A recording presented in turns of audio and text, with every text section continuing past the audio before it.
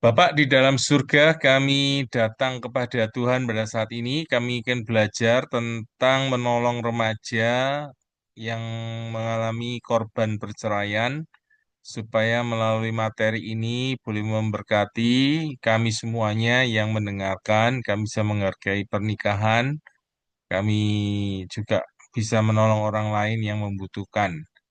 Bila materi ini boleh jadi berkat kepada sebanyak mungkin orang, biarlah Tuhan dipermuliakan, biar Roh Kudus mengurapi penginjil Maria dan setiap kami yang belajar bersama-sama. Segala puji untuk Tuhan. Kami mohon ampun atas segala dosa dan kekurangan kami. Demi Yesus kami mohon berkat Tuhan. Amin. Ya,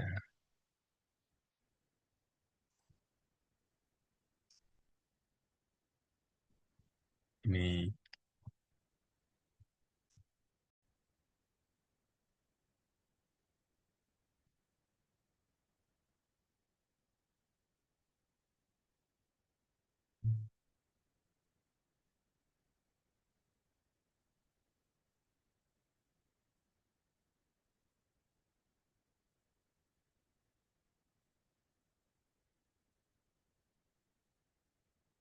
Ya, selamat malam.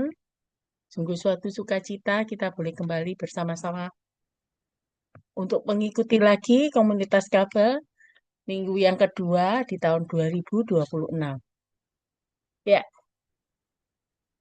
eh, kita akan sama-sama membahas satu buku yang menarik. Ya, ini bukunya. Lihat bukunya ya. Ini adalah The Divorce Help Book for Teens. Ya,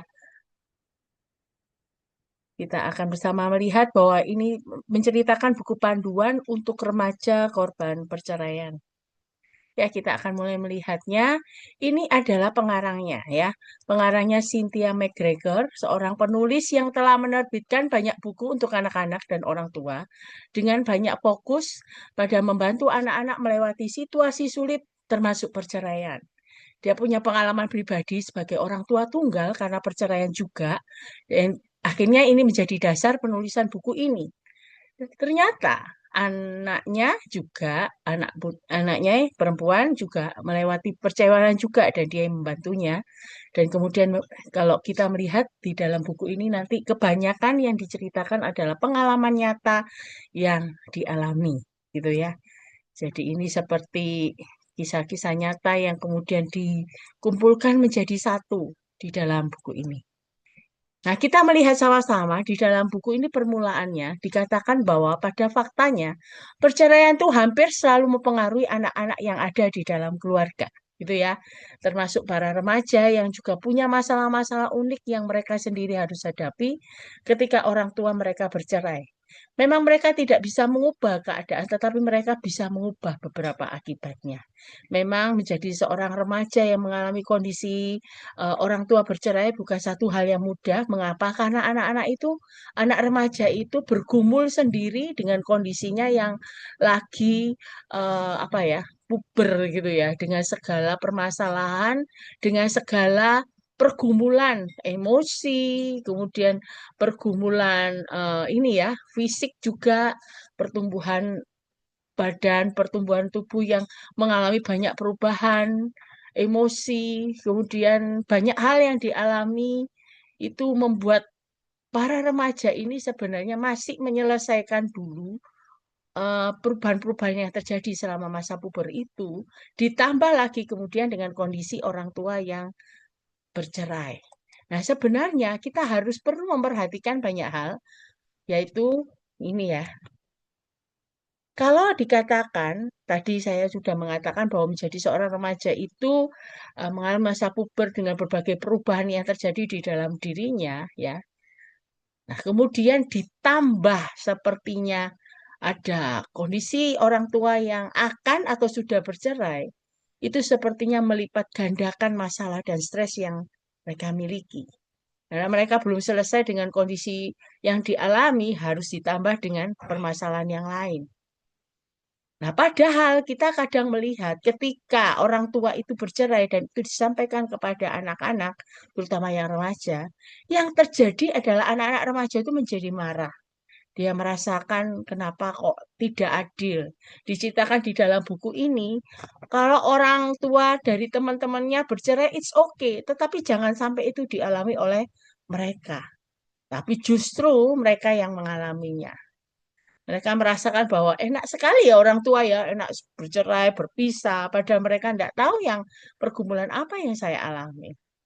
Padahal sebenarnya ternyata kalau melihat dari sisi orang tua itu sendiri, bercerai itu bukan hal yang menyenangkan mereka. Mereka juga mengalami pergumulan-pergumulan tersendiri. Mereka bisa menjadi terluka, bahkan sangat terluka.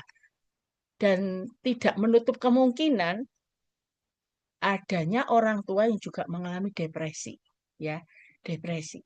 Jadi perceraian itu sebenarnya tidak secara otomatis itu menyelesaikan berbagai masalah dalam pernikahan. Terkadang bisa menimbulkan masalah baru. Nah, itu bisa menimbulkan tindakan pendiam dan penyendiri, baik itu dialami oleh orang tua dan anak-anak, ya, orang tua yang mengalami perceraian dan anak-anak korban perceraian itu, dan mereka bisa mengalami yang namanya depresi. Nah, tentunya ketika orang tua ataupun anak-anak ini, anak-anak remaja khususnya, ini mengalami depresi, nah ini perlu diakui dan perlu meminta bantuan. Nah, memang kondisinya tidak mudah karena kadang itu yang terjadi adalah ketika orang tua bercerai, kondisinya bisa begini. Orang tua itu terlihat seperti baik-baik saja. Nah, kadang juga anak-anak kaget ketika orang tua mengajak berbicara dengan mereka, ya. Nah, ternyata mereka kaget tuh. Selama ini papa mama itu biasa baik-baik saja kok. Kenapa kok tiba-tiba mengumpulkan kami sama-sama? Kemudian anak-anak itu diberitahu. Kenapa kok papa mama mengambil keputusan bercerai? Gitu ya. Banyak pertanyaan-pertanyaan eh, yang timbul di dalam diri anak-anak itu. Namun di sisi lain juga ada orang tua yang memang seringkali itu bertengkar. Bertengkar tiap hari sepertinya bertengkar dan akhirnya anak-anak itu mengadari memang orang tua ini mengalami ketidakcocokan sehingga mereka mengambil keputusan untuk bercerai. Namun sebenarnya ada beberapa penyebab-penyebab perceraian lain gitu ya. Ini berdasarkan realita yang ada. Yaitu terjadi perubahan pada masa parubaya, yaitu merasa pernikahan tidak membahagiakan atau memuaskan mereka. Nah, kadang itu menariknya di sini ya, yang terjadi adalah begini. Aslinya, mereka mungkin pada awalnya di dalam pernikahan, mereka merasa is okay aja gitu ya. Dengan segala perbedaan-perbedaan, harus penyesuaian diri yang ada gitu. Terus merasa oke lah, relasi oke berjalan dengan baik. Namun ketika mulai ada perkembangan usia, suami istri itu menjadi usianya lebih tinggi, tanpa disadari itu ada juga yang namanya perubahan-perubahan di dalam kondisi yang dialami. Misalnya seperti sekarang kondisinya gitu ya, banyak hal gitu ya. Misalnya tidak tercukupi untuk ekonomi dan sebagainya. Nah, itu bisa menjadi salah satu faktor. Waduh, ini pernikahan ini ternyata yang saya pertahankan tidak bisa membahagiakan saya. Kenapa kok mungkin suami itu sudah tidak berpenghasilan seperti dulu lagi? Dan itu tidak memenuhi kebutuhannya. Nah, itu kondisi salah satunya. Kemudian banyak hal lain, emosi mungkin. Dulu itu ketika awal-awal pernikahan, masa-masa pernikahan berjalan, itu suami saya itu atau istri saya itu biasa-biasa saja emosinya. Namun ketika mulai tinggi usianya, yang terjadi adalah salah satunya itu mengalami yang namanya sakit yang membuat bisa jadi lebih emosional gitu ya. Nah, itu tidak bisa dihadapi oleh pasangan sehingga mereka merasa iya ya makin ke sini kok melihat bahwa pernikahan ini nggak bisa membahagiakan saya. Kok jadi lebih emosional? Kalau mungkin dulu ada dikatakan ada seorang pria, suami itu yang dulunya tidak KDRT, tapi kemudian ketika dia mengalami banyak ketidakpuasan di dalam dirinya, termasuk di pekerjaan, tidak bisa melampiaskan kemarahan mungkin kepada atasan, yang terjadi adalah dia memukuli istrinya gitu. Dan terjadi itu ketika sudah mulai apa ya istilahnya sudah usia pernikahan sudah mulai tinggi gitu ya, sudah mulai banyak gitu. Nah, itu bisa terjadi dan akhirnya pasangan yang menjadi tanda petik korban KDRT ini merasa bahwa ternyata pernikahan saya tidak bahagia, tidak bisa memuaskan diri saya. Dan banyak hal lagi yang terjadi. Karena itu mungkin salah satu terjadi perubahan dalam paruh baya. Kemudian mungkin bisa jadi karena pasangan suami istri itu menikah terlalu muda atau terlalu dini, kurang adanya pengenalan satu dengan yang lain. Nah, ini memang kadang ditanya, seseorang tuh pacaran tuh berapa lama untuk bisa menikah?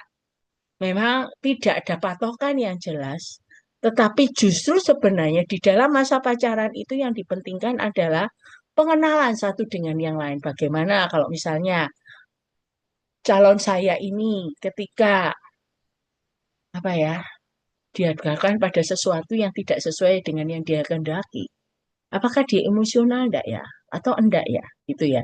Jadi bisa jadi banyak hal yang terjadi gitu ya. Ketika pasangan ini tidak mengenal satu dengan yang lain dan ketika menikah dan waktu itu mungkin terlalu muda, terlalu dini, masih belum dewasa, yang terjadi adalah banyak konflik. Nah, konflik ini akan memicu yang namanya perceraian gitu ya. Itu banyak hal yang terjadi. Nah, salah satu kemudian penyebab lainnya salah satu pasangan jatuh cinta pada orang lain.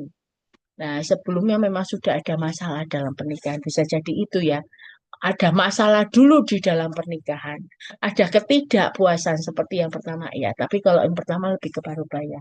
Tetapi ada masalah yang disadari, oh kok gini ya ternyata. Oh tidak, ternyata pasanganku tidak seperti aku harapkan. Oh ternyata begini, misalnya suami merasa tertuntut terus harus menghasilkan banyak uang supaya istri bisa membelanjakannya. Misalnya istri itu punya gaya hidup mewah, suami tertuntut, tertuntut, tertuntut. Dan sepertinya setiap pulang, seperti istri itu menagih uang gitu ya. Kamu hari ini dapat uang berapa dan sebagainya. Nah, ketika mungkin bisa jadi ada orang lain yang lebih menghormati suami, yang bisa menerima kondisinya tanpa ada tuntutan yang ada, tidak menutup kemungkinan suami itu akan berpindah ke lain hati. Mengapa? Karena ada masalah-masalah yang pada awalnya tidak diselesaikan di dalam pernikahan, tidak ada keterbukaan satu dengan yang lain dan sebagainya. Nah, akhirnya suami pun berpindah kepada lain hati. Dan secara tidak langsung akhirnya bisa menjadi kondisi yang tidak mudah untuk tetap menjalin relasi, akhirnya bercerai. Penyebab lainnya adalah pasangan suami istri sudah tidak bahagia dalam masa pernikahan, namun tetap bersama, menunggu sampai anak-anak dewasa. Nah, ini juga, ini banyak yang terjadi. Jadi sepertinya suami istri itu tidak bercerai, namun hubungannya, relasinya sudah tidak berjalan dengan baik gitu ya. Misalnya sudah pisah ranjang walaupun satu rumah, satu tidur di lantai atas, pasangannya tidur di lantai bawah, mungkin tidur bersama karena mungkin keterbatasan ruang kamar di dalam rumah itu, tidur bersama anak-anak, pasangannya di ruang kamar yang lain gitu ya. Nah, terkadang itu yang terjadi. Nah, mereka tidak memutuskan untuk bercerai. Mengapa? Karena kasihan sama anak-anak. Kalau aku bercerai, siapa yang akan membiayai sekolah anak-anak? Menunggu mereka akhirnya sudah dewasa dan sudah mulai bisa mandiri dan sebagainya. Yang terjadi akhirnya suami istri tiba-tiba memutuskan untuk bercerai. Memang awalnya adalah karena sudah tidak bahagia dalam masa pernikahan mereka. Itu yang terjadi dan itu bisa menyebabkan yang namanya perceraian. Sebenarnya banyak hal lain yang menjadi penyebab terjadinya perceraian. Namun di dalam buku ini si Cynthia ini menceritakan kisah kehidupan yang dia alami, putrinya alami, dan juga beberapa orang yang dia tolong di dalam pelayanannya. Ya. Jadi sebenarnya ini harus satu hal yang perlu diketahui setelah kita melihat penyebab-penyebab bagaimana orang tua itu memutuskan untuk bercerai. Nah, kondisi yang terjadi itulah begini. Ketika orang tua bercerai, tanpa disadari, anak itu merasa dia ikut andil di dalam keputusan itu. Ada satu peristiwa diceritakan ada seorang anak laki-laki itu tiba-tiba bertengkar dengan ayahnya. Tiba-tiba bertengkar dengan ayahnya dan kemudian anak ini membanting pintu kamarnya dan dia masuk dan mengurung diri. Tanpa dia sadari besoknya ketika sekolah dia eh, ayahnya bicara dengan dia. Hanya bicara secara khusus mengatakan bahwa ayahnya ini akan meninggalkan rumah ini. Intinya papa mamanya ini akan bercerai, papanya akan meninggalkan rumah ini. Nah, ini pas kebetulan satu hari setelah pertengkaran dengan anak laki-laki ini. Nah, akhirnya singkat cerita ayahnya setelah berkata demikian meninggalkan rumah dan kemudian tidak pernah datang lagi. Nah, ketika remaja itu tahu bahwa ayahnya itu bercerai dengan mamanya dan dia mengambil keputusan untuk bercerai dan meninggalkan rumah, remaja ini mengatakan, iya, ayah yang pergi ini karena saya, gitu ya. Karena kemarin, padahal sebenarnya yang terjadi adalah sudah ada masalah yang terjadi. Nah, pas kebetulan, gitu ya, pas kebetulan satu hari sebelum peristiwa itu, kemudian ayahnya meninggalkan rumah itu. Itulah yang dialami. Nah, si remaja itu merasakan bahwa bisa jadi saya ini juga menjadi penyebab orang tua saya bercerai. Padahal yang benar adalah bukan masalah remaja itu yang bermasalah, yang bersalah, tetap yang menyebabkan perceraian orang tua. Namun sebenarnya yang membuat orang tua bercerai di dalam pernikahan itu adalah masalah pribadi di dalam mereka sendiri. Di antara orang tua itu, baik ayah ataupun ibu. Jadi bukan karena tindakan anak remaja itu. Bukan juga karena perselisihan orang tua dengan anak remaja. Sehingga yang terjadi adalah anak itu merasa bersalah dan perlu bertanggung jawab akan apa yang dialami, yaitu orang tua ini mengalami perceraian. Padahal sebenarnya tidak. Yang menjadi pernikahan itu bercerai adalah karena masalah pribadi di dalam diri orang tuanya sendiri. Jadi bukan karena remaja itu. Nah, yang terjadi kalau kita melihat ya, di dalam diri remaja sebelum perceraian, anak-anak remaja itu merasakan bahwa keluarga itu menjadi tempat yang diandalkan. Disitulah dia bisa cerita, bisa dekat dengan orang tuanya, dengan ayah atau ibunya. Keluarga menjadi tempat yang nyaman, ya toh. Dia bisa mengungkapkan apa yang dialami, dia merasa itulah tempat ideal, dia bisa eh, bertukar pikiran dan banyak hal. Namun terjadi akhirnya perceraian itu ada di dalam keluarganya, ya. Akhirnya yang terjadi adalah berubah langsung konsepnya. Keluarga tidak menjadi tempat yang diandalkan, tapi keluarga menjadi tempat masalah itu sendiri. Merasa tidak adil, seperti yang menyalahkan orang tua karena membuat orang keluarganya ini hancur. Mungkin bisa jadi karena ketidaksetiaan salah satu pasangan gitu misalnya ya. Itu yang membuat akhirnya anak itu merasa iya ya, orang tuaku tidak bisa dijadikan teladan ini. Mereka kenapa harus ngambil keputusan ini harus bercerai, membuat keluarga ini hancur gitu. Akhirnya anak remaja itu merasa segalanya berubah dan akhirnya tidak tahu apa yang harus dilakukan. Jadi yang pertama bisa mengalami ya, ketika kondisi yang kalau kita melihat yang ada tadi ya, perceraian itu ketika terjadi bisa menimbulkan depresi dalam diri orang tua maupun anak korban perceraian. Setelah itu, melalui perceraian itu anak remaja merasa bersalah karena mereka adalah penyebabnya, sepertinya ikut ambil bagian dan andil di dalam perceraian orang tuanya. Dan selanjutnya ini, ya, kondisinya yang terjadi di dalam diri remaja adalah dia merasa marah, kecewa dengan orang tuanya, ya, dan kemudian mereka bisa nggak tahu apa yang dia harus dilakukan. Konsep akan pernikahan yang sudah ada di dalam pikiran mereka bahwa adanya orang tua yang boleh bersama-sama tinggal bersama dengan anak-anak sudah mengalami perubahan. Nah, tentunya kondisi ini tidak bisa berhenti sampai di sini. Namun menariknya ada penghiburan yang bisa diberikan dan anak remaja ini bisa juga mendapatkan penghiburan melalui mana saja. Nah, ini ya, melalui keluarga dekat, teman-teman, kelompok komunitas di gereja, ya. Kemudian bisa bantuan profesional kalau anak itu masih studi, ada guru BK, hamba Tuhan, konselor. Itu bagi yang mereka membutuhkan bantuan. Mungkin bisa melalui apa musik, buku-buku favorit mereka, binatang peliharaan, hobi, tempat-tempat favorit dan lain-lain. Ya, kalau kita melihat ya, ini setidaknya menjadi apa ya? Bukan dikatakan pelarian, tapi lebih sifatnya untuk anak-anak ini mendapatkan bantuan untuk ditolong. Anak remaja ini mendapatkan bantuan tolong melalui sekitar mereka, lingkungan sekitar mereka.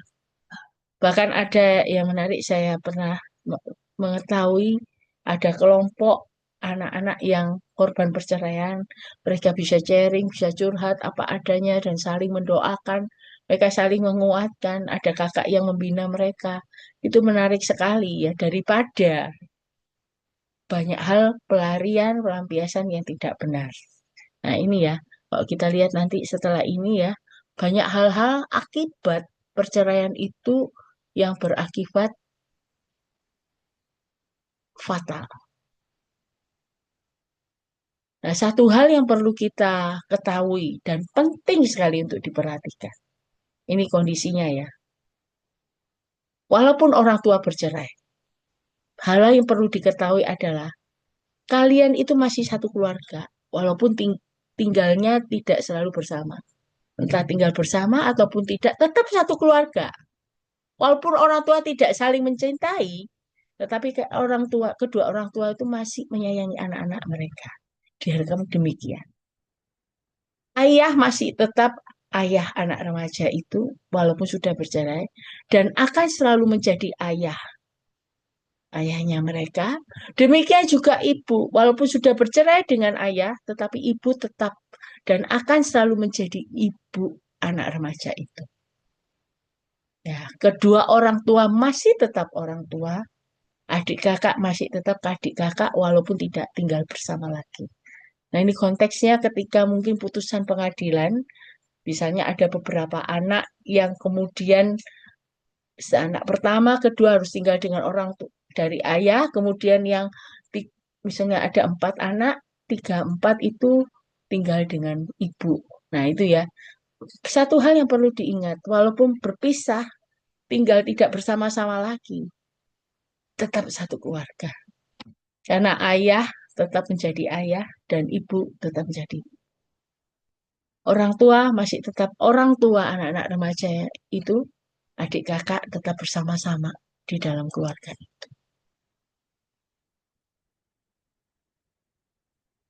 Nah, seperti tadi diungkapkan ketika seorang anak itu tidak merasa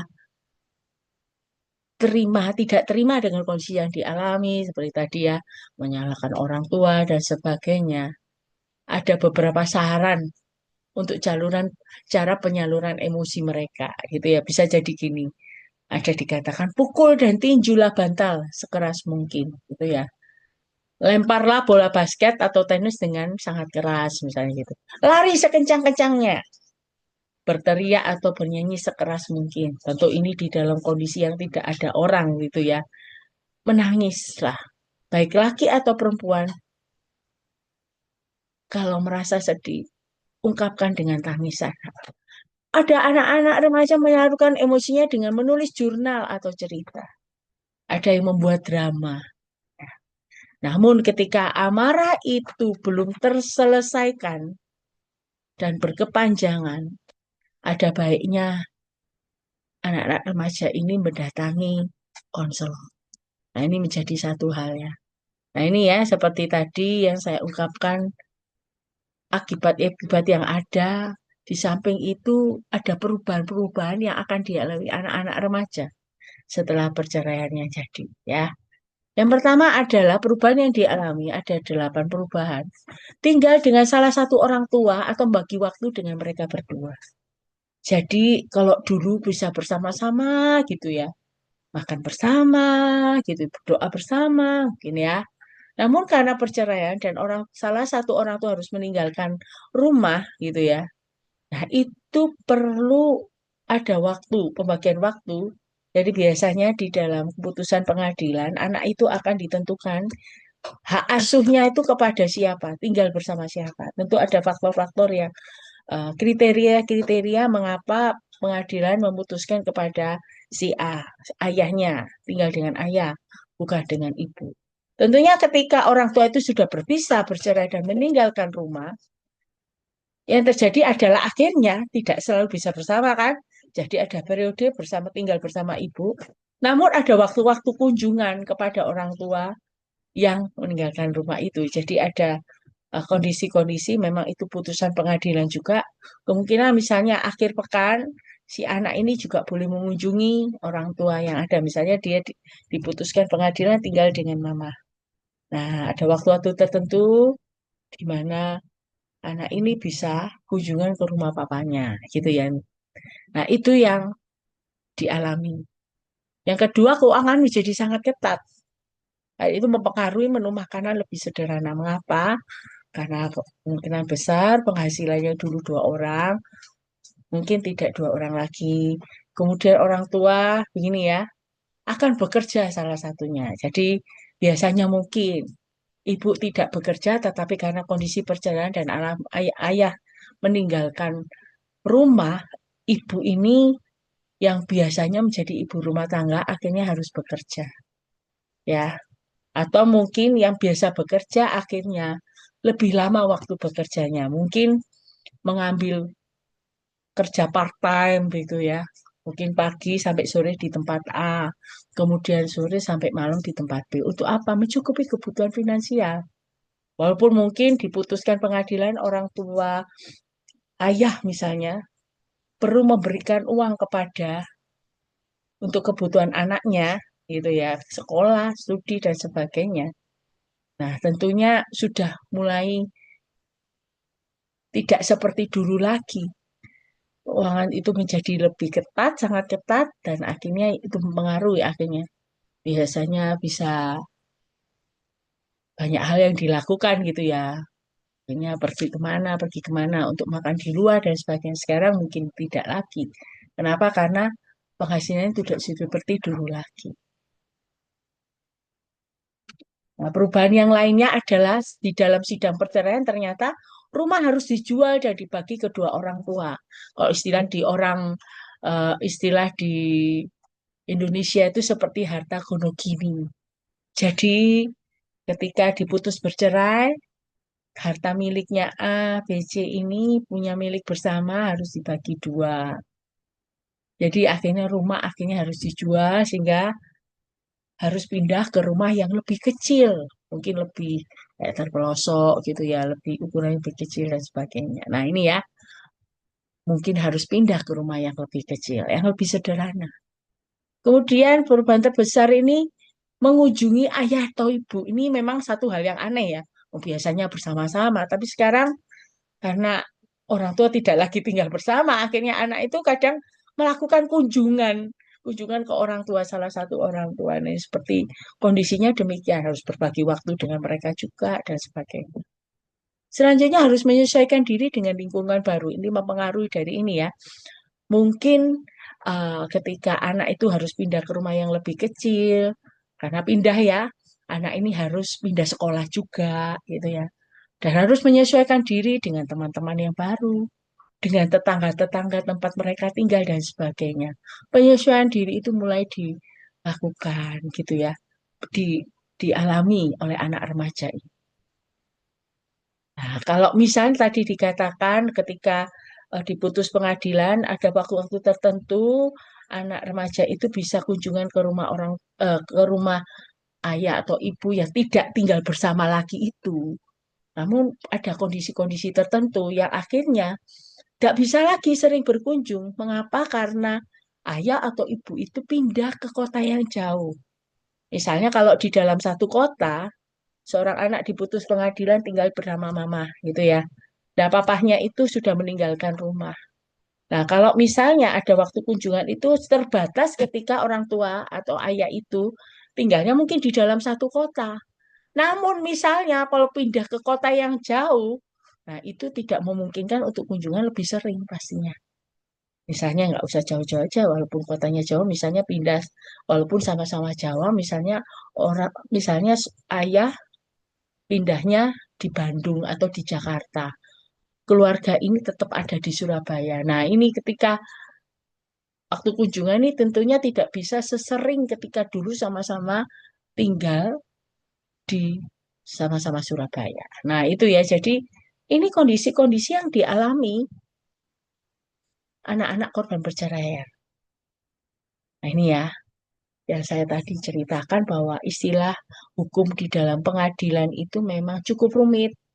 Karena bagaimana orang tua akan berbagi tugas membesarkan anak setelah perceraian disebut hak asuh. Ya, pengaturan paling umum adalah anak tinggal dengan salah satu orang tua pada sebagian besar waktu disebut hak asuh utama. Dan tinggal dengan orang tua lainnya selama periode pendek di waktu tertentu biasanya disebut kunjungan. Nah, biasanya seorang anak yang cukup dewasa itu bisa memberikan permohonan gitu ya.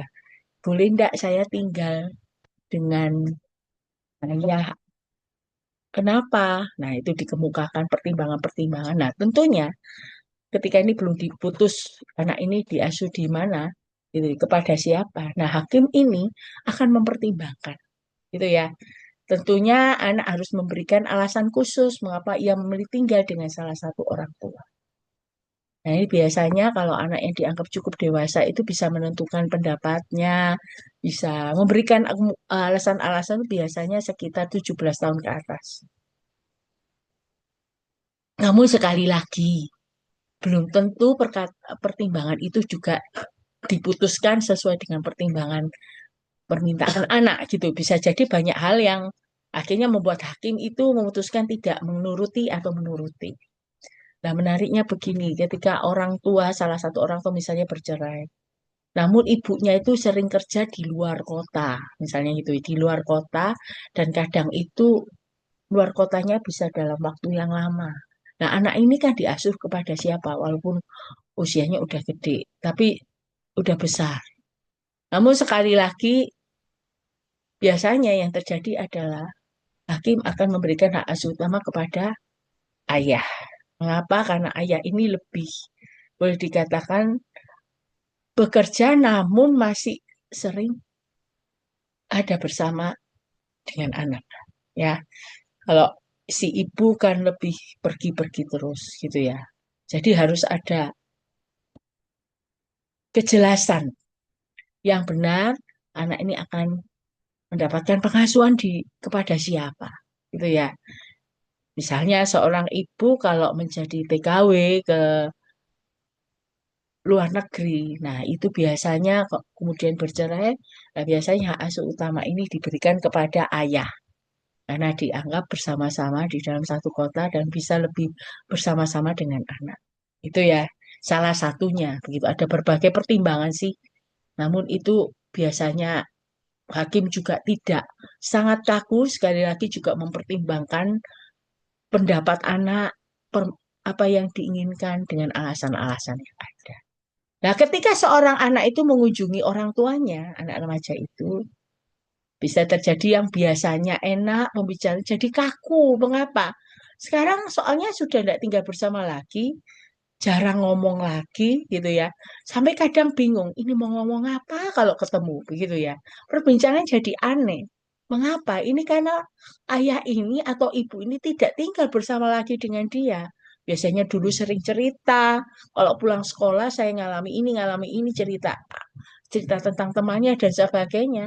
Tapi karena tidak sering ketemu, bisa jadi ini nanti ngomong apa ya? Masih ingat enggak ya papa dengan temanku ini ya dan sebagainya ya. Dan itu yang dialami. Nah, untuk itu ketika sebelum kunjungan bisa dipikirkan dan dituliskan hal-hal apa yang ingin ditanya. Misalnya kadang tanya gimana Pak? Sehat ya? Biasanya nggak kayak gitu kan tanyanya kalau dulu satu rumah. Mungkin sehat ya. Papa sekarang kerja apa? Kalau tiap hari papa makan apa? Siapa yang masak? Biasanya dulu ketika belum bercerai yang masakin mamanya, begitu ya. Sekarang papa kalau makan siapa yang masak? Kemudian gitu ya. Lah papa gimana kerjanya? Nah, itu jadi akhirnya biasanya yang eh, pembicaraannya berjalan langsung. Kali ini menjadi kaku. Itu sekali lagi karena jarang ketemu. Nah, dalam satu sisi ketika bingung apa yang dikatakan, sekali lagi tuliskan apa yang dipikirkan waktu belum kunjungan. Ada kalanya kita juga bisa menanyakan pergumulan apa yang papa atau mama alami ketika tidak bersama dengan kami sebagai keluarga, tidak tinggal bersama lagi. Nah, ada baiknya karena bingung apa yang dilakukan, jadilah pendengar yang baik. Bisa jadi ketika kunjungan, orang tua itu menceritakan pergumulannya, permasalahannya, mungkin bisa didoakan gitu ya. Nah, untuk itu sebagai seorang anak remaja, gitu ya, perlunya berperan aktif dalam menciptakan suasana nyaman dengan berusaha menikmati segalanya, gitu ya. Nah, ini yang dikatakan kalau kunjungan ke orang tua, misalnya untuk anak ini liburan gitu ya ke rumah orang tua yang mungkin tinggal di luar kota gitu ya. Bisa jadi liburan di situ. Adalah tempat yang nyaman, aktivitas yang bisa dilakukan bersama dengan orang tua.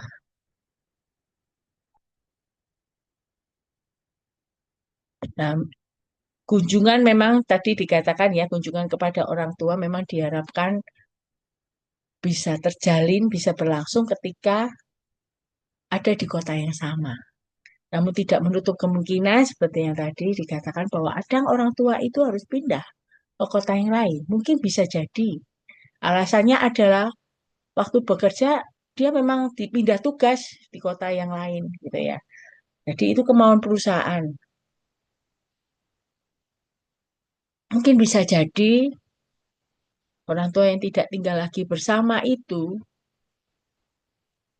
punya keluarga yang sakit dan dia perlu untuk merawat. Jadi dia harus pindah kota ya. Bisa jadi juga orang tua yang tidak bersama itu, yang tidak tinggal bersama itu dapat tawaran kerja dengan gaji yang lebih besar. Ya, akhirnya dia harus pindah ke luar kota. Yang tidak memungkinkan bisa sering ketemu anaknya. Atau juga mencari awal yang baru. Dan banyak hal lain kepindahan itu. Mencari awal yang baru ya dia ingin membangun masa depan yang baru gitu ya. Supaya kalau kalau dalam satu kota kan kadang itu masih ingat gitu ya tempat-tempat yang sering dikunjungi bersama dengan pasangan. Yang sekarang kan sudah tidak bersama lagi. Makin akhirnya menimbulkan memori-memori yang nggak nyaman, membuat nyaman gitu ya. Akhirnya sudah saya pindah ke luar kota dengan maksud untuk memulai segalanya dengan baru gitu ya.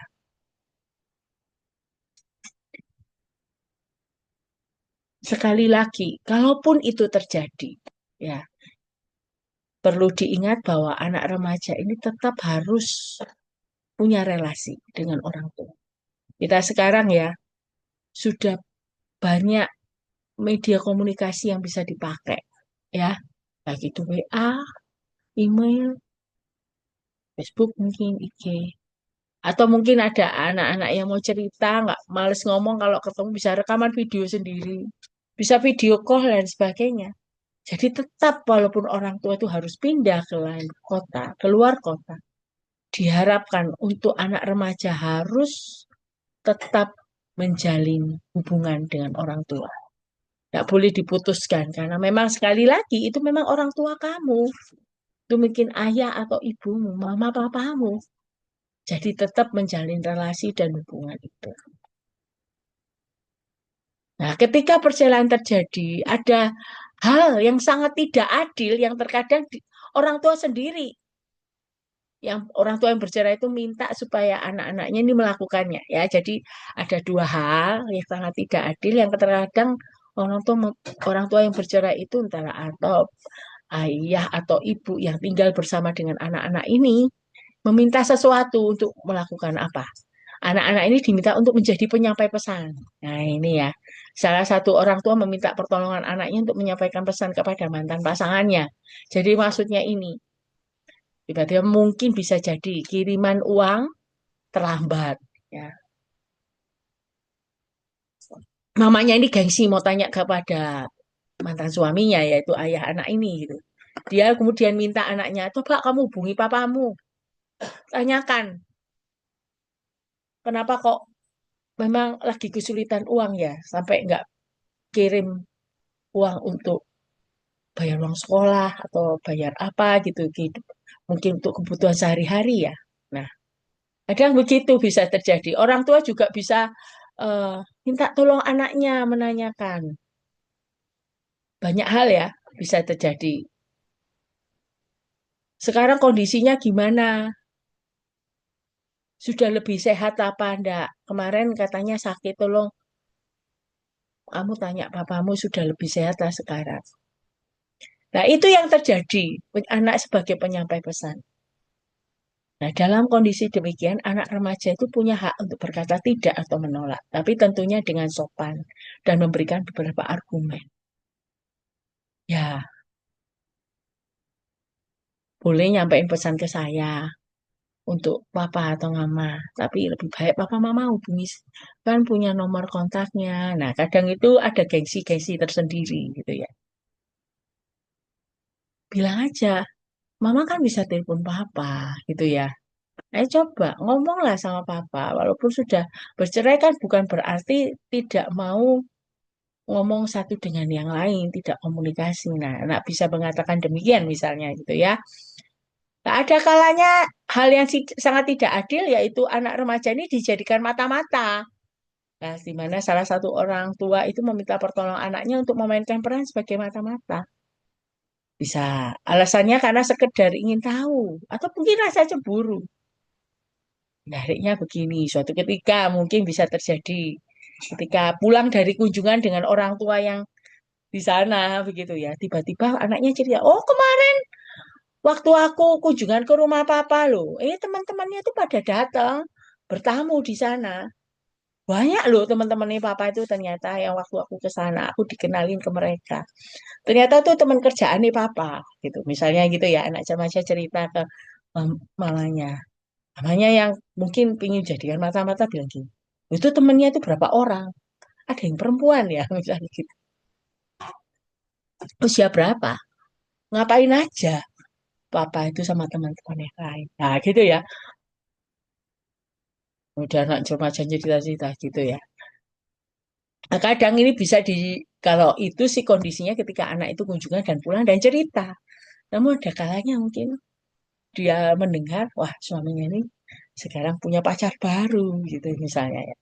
Anaknya waktu kunjungan bilang, nanti lihatin ya. Kamu jadi kamu coba lihatin siapa sih yang jadi pacar papamu tuh sekarang misalnya gitu.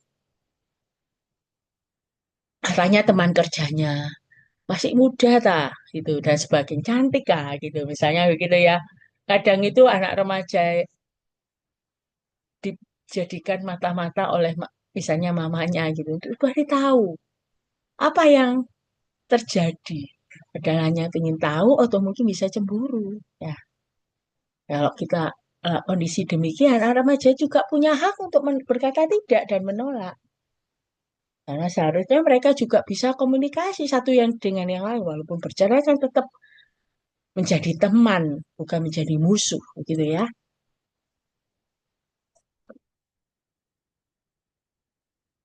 Hal yang perlu diketahui lagi di dalam bab berikutnya ini, ketika seorang remaja mengetahui bahwa orang tuanya akan bercerai, kondisi yang dialami sebenarnya mengalami kondisi yang kacau. Suatu kondisi yang sangat membingungkan atau mengganggu dan kebanyakan dari mereka akhirnya sulit berpikir jernih. Dan mereka cenderung mengambil keputusan yang buruk. Keputusan buruk apakah yang kadang ditawarkan kepada anak-anak remaja ini? ketika dia mengalami kondisi kacau karena orang tuanya bercerai. Yang pertama bisa terjadi adalah keputusan buruk untuk kemudian mencoba yang namanya obat terlarang. Contohnya narkoba untuk pelarian sebenarnya. Udah bisa jadi pacar mengajak berhubungan seks sebelum menikah. Ini kondisi yang terjadi dan akhirnya mungkin ini boleh dialami oleh anak-anak remaja korban perceraian akhirnya mengalami hamil di luar nikah. Dan kemudian pacarnya tidak mau bertanggung jawab banyak hal. Bisa melakukan aborsi dan banyak hal. Itu ya. Kemudian teman meminta untuk membantunya mencontek, meminjam kendaraan, bahkan membelikan rokok. Disuruh temannya ya dia mau aja karena dia lebih baik kan merasa sepi, kacau, ndak bisa berpikir jernih lagi. Akhirnya ya sudahlah temanku minta ini ya wis lah saya turutin. Mungkin juga teman menawari buat KTP tembak. Maksudnya begitu. Kalau anak itu belum usia 17 tahun kan nggak boleh buat KTP.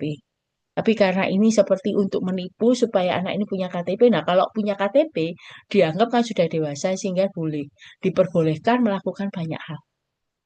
Nah, kita tahu banyak hal yang terjadi mungkin anak-anak itu bisa mengalami kayak depresi itu ya salah satunya yang tadi disebutkan juga berulang-ulang.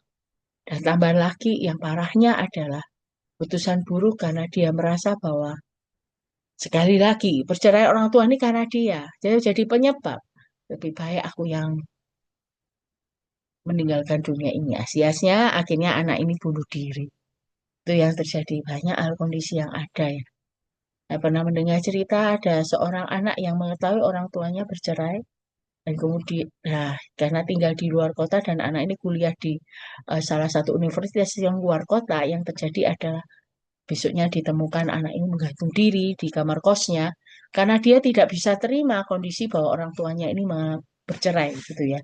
Nah, itu kondisi-kondisi yang ada dan keputusan buruk yang biasanya lebih banyak dipilih kalau anak remaja ini tidak punya satu apa ya standar kebenaran hidup yang benar gitu ya. Nah, ini untuk itu bukannya keputusan buruk yang ditawarkan sebenarnya ada hal yang perlu dipikirkan untuk untuk dalam diri anak remaja itu. Memang secara mental anak remaja ini perlu mundur dan mengambil jarak dari persoalan dan permasalahan yang ada. Nah, anak remaja dalam kondisi ketika kacau itu karena setelah mengetahui orang tuanya bercerai, anak remaja ini tidak memerlukan seorang yang selalu memberitahu apa yang harus dilakukan. Kamu harus gini ya, kamu harus begini ya, kamu harus begini. Bukan. Tapi yang diperlukan anak remaja itu adalah seorang yang membantu untuk mengambil keputusan. Karena dia tidak bisa berpikir dengan benar, tidak bisa berpikir dengan jernih. Akhirnya dia butuh seorang yang bisa membantu, memberikan alternatif sehingga segala hal bisa diputuskan dengan benar. Nah, ini yang perlu dilakukan bukannya lari kepada keputusan yang buruk tadi. Nah, doakan setelah tahu ada beberapa alternatif yang bisa dilakukan. Doakan dulu sebelum mengambil keputusan, sehingga keputusan yang diambil itu bisa benar dan memiliki hasil yang terbaik. Nah, orang-orang yang bisa membantu sekali lagi ya untuk mengambil keputusan ini bisa dari seorang kawan yang bisa berpikir logis dan bijaksana dan bisa dipercaya. Bukannya lari kepada teman-teman yang mungkin pergaulannya buruk gitu ya. Atau mungkin kepada seorang kerabat dekat di dalam keluarga. Bisa jadi paman, bibi yang dekat. Mungkin opa, oma gitu ya. Atau saudara sepupu dan sebagainya. Bisa jadi orang yang membantu itu adalah guru yang dekat di sekolah. Yang bisa dipercaya. Guru PK. Pembina kelompok remaja atau hamba Tuhan. Dan juga orang dewasa yang hubungannya dekat. Misalnya orang tua dari teman yang dekat. Bisa diberikan eh, permintaan bantuan, alternatif-alternatif apa yang bisa dilakukan dalam kondisi yang dialami yang tidak mudah ini. Nah, tentunya ini yang perlu dipertimbangkan sehingga akhirnya ketika seorang anak remaja itu melakukan hal tersebut, mengalami yang namanya perceraian orang tua, ini yang menjadi ideal ketika dia mencari kepada hal yang benar, bukan kepada yang sebaliknya. Memang tidak mudah sekali lagi, karena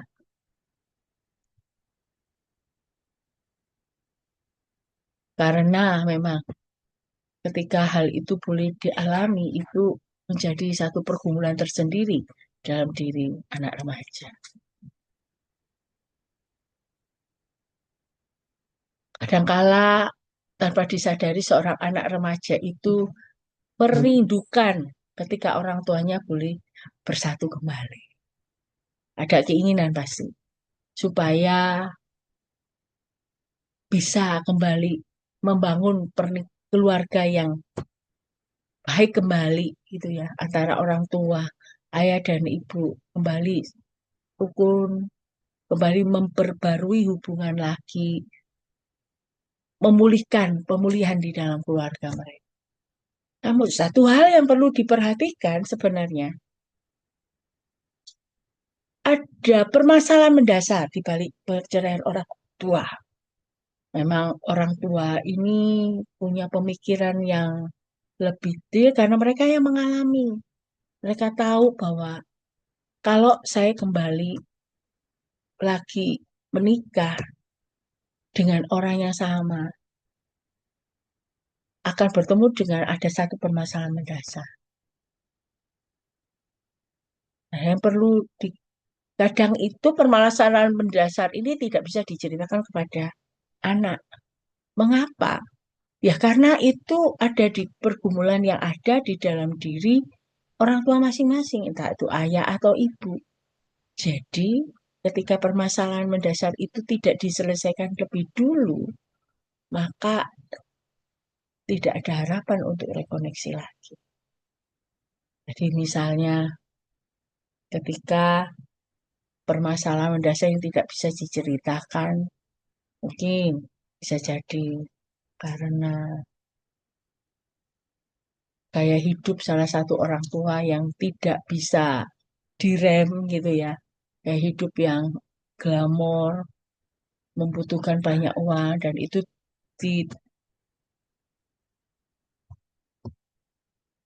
dirasa sangat memberatkan salah satu orang tua, dan akhirnya mereka mengambil keputusan untuk bercerai.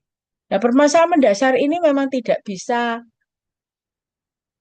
istilahnya tidak bisa diceritakan kepada anak. Karena diceritakan bisa jadi anak tidak lagi menghormati ayah atau ibu. Jadi sekali lagi kalau itu menjadi permasalahan mendasar, itu yang diselesaikan lebih dulu. Karena ketika nanti mulai lagi membina hubungan lagi sebagai suami istri lagi, mungkin istilah orang mengatakan rujuk gitu ya, kembali lagi nikah lagi, masalah mendasar itu tetap ada dan bahkan makin parah. Jadi itu yang perlu. Misalnya ada pemulihan, berjanji salah satu iya ya, saya tidak akan punya style hidup eh, yang menuntut-menuntut dan sebagainya, lifestyle yang glamor dan sebagainya. Nah, memang di dalam perceraian itu ada dua istilah, perpisahan sementara atau percobaan. Kadang itu seperti pasangan itu tinggal di luar itu berpisah sambil berefleksi dan juga mengambil apa ya istilahnya itu sambil mencoba melihat apakah kalau hidup berpisah gini lebih baik daripada hidup bersama. Jadi kondisi yang demikian itu misalnya boleh dikatakan belum tentu bercerai, tapi atau mungkin memantapkan akhirnya mengambil putusan bercerai. Namun perpisahan jenis perpisahan yang lain adalah perpisahan sebagai suatu langkah sebelum perceraian. Ya, kedua pihak memang sudah berpisah dan mereka menginginkan perceraian, namun keputusannya belum final. Karena apa? Karena secara hukum persidangan belum istilahnya ditok palu, belum resmi gitu ya. Disahkan dulu, baru setelah itu pernikahan itu dikatakan gagal, istilahnya perceraiannya sudah resmi. Nah, namun di sisi lain juga ada pasangan berpisah tanpa bercerai. Ya, seperti tadi itu ya, yang penting berhenti hidup bersama. Mungkin memang sengaja karena enggak kembali cocok, yang satunya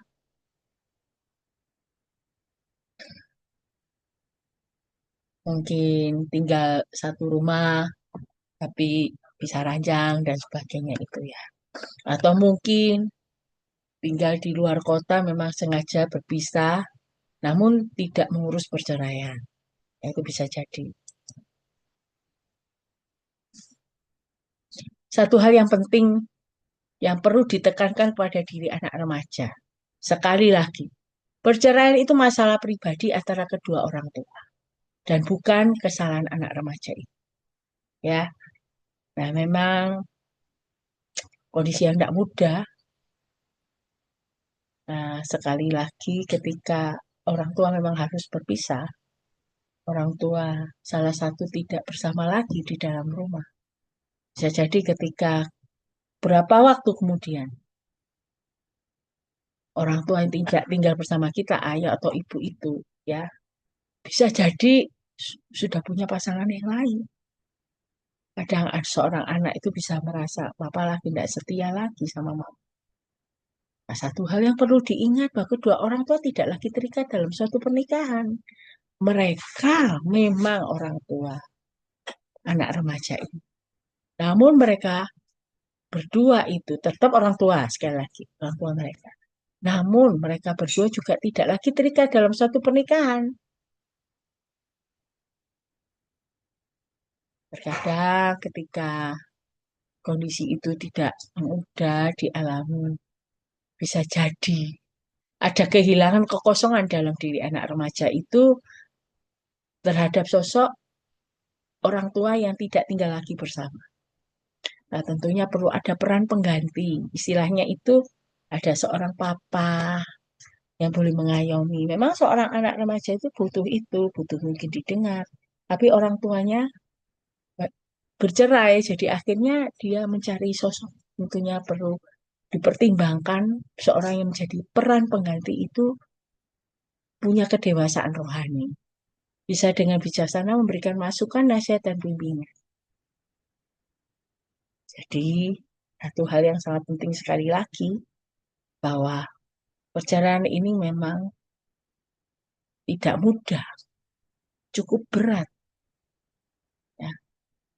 Nah, lagi, jangan dihadapi sendiri. Sekali lagi, perlu ada pertolongan, perlu bantuan.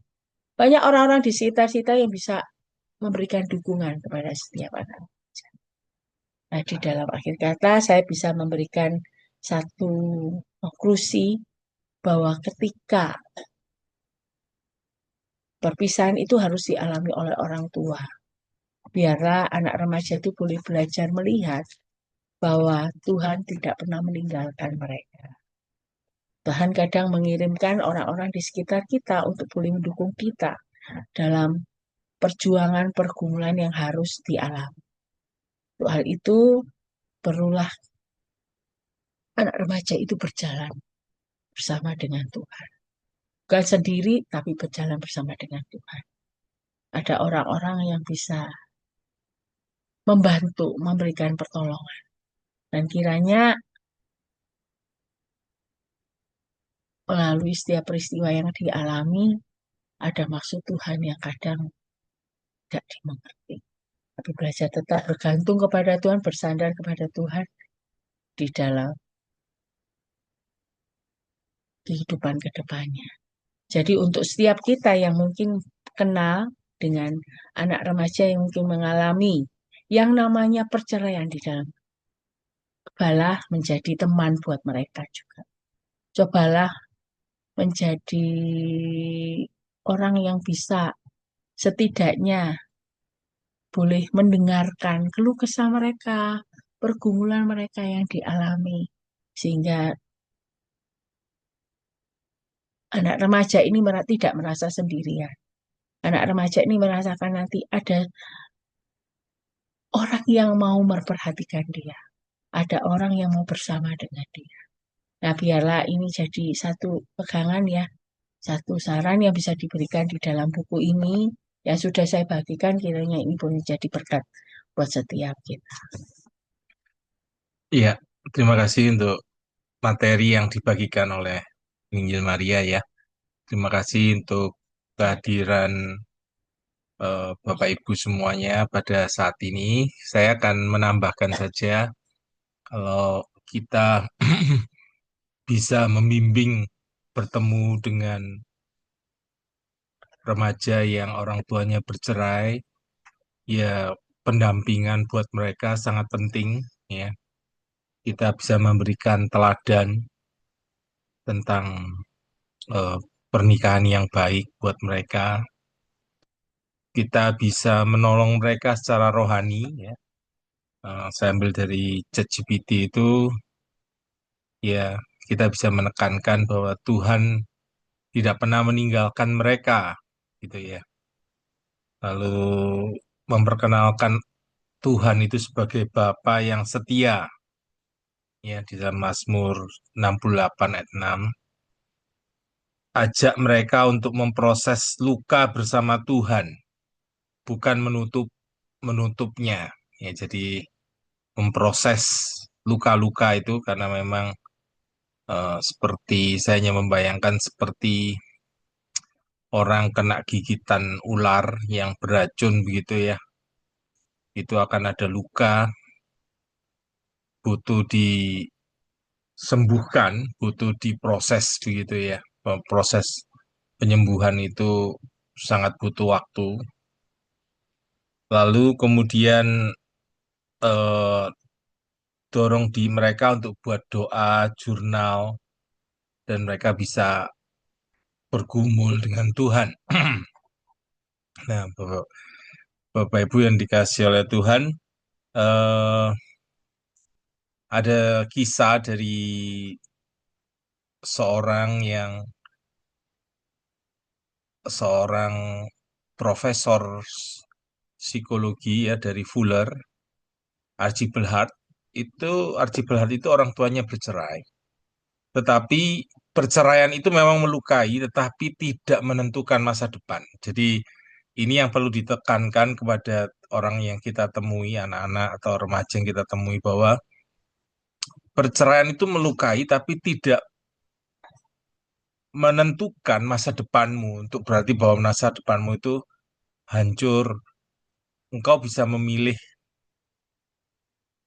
yang berbeda, yang memilih yang benar seperti yang Tuhan mau. Jadi Archibald Archibald Hart ini orang tuanya bercerai, tapi beliau itu ambil psikologi, lalu sekarang menjadi lalu kemudian menjadi profesor psikologi yang sangat memberkati ya, baik tulisan-tulisannya maupun pelayanan beliau. Beliau sekarang sudah dipanggil Tuhan, cuman tulisan-tulisannya sangat memberkati. Jadi itu yang saya tambahkan. Silakan sekarang kita boleh berbagi, mungkin ada yang mau bertanya, eh, mungkin ada yang ingin menambahkan. Jadi kita saling sharing apa yang kita sudah dapatkan, kita boleh saling melengkapi, saling belajar satu dengan yang lain. Silakan saya beri kesempatan kalau ada dari rekan-rekan yang ingin menambahkan, melengkapi sehingga kita sama-sama saling memperkaya satu dengan yang lain ya. Jadi memang eh, kabel ini rindu, kami rindu untuk keluarga tidak bercerai, keluarga boleh utuh. Karena itu kami rindu memang pelayanan keluarga ini boleh tetap makin dikerjakan ya, semakin sebanyak mungkin orang kita boleh bekerja sama, boleh berkolaborasi kepada semakin banyak ya yang melayani di bidang ini. Puji Tuhan ya, karena memang sekarang perceraian di Indonesia sangat tinggi juga, ya sangat tinggi sekali ya. Dalam 1 jam itu ada beberapa perceraian terjadi ya. Jadi kita ngomong 1 jam ini sudah terjadi beberapa perceraian karena memang perceraian sudah mencapai ratusan ribu dalam setiap tahun ya, Bapak Ibu ya. Jadi itu silakan Bapak Ibu kalau ada yang ingin mau menambahkan, melengkapi, kita sama-sama saling belajar. Silakan kalau ada. Apakah ada yang ingin menambahkan, melengkapi? Boleh buka mic, lalu boleh memberikan pendapat dari pengalaman Bapak Ibu. Mungkin ada pengalaman-pengalaman menolong eh, remaja-remaja yang bercerai atau ada yang mengalami sendiri pengalaman-pengalaman yang bisa boleh di-sharingkan ya kita sama-sama belajar. Apakah ada Bapak Ibu? Silakan kalau ada.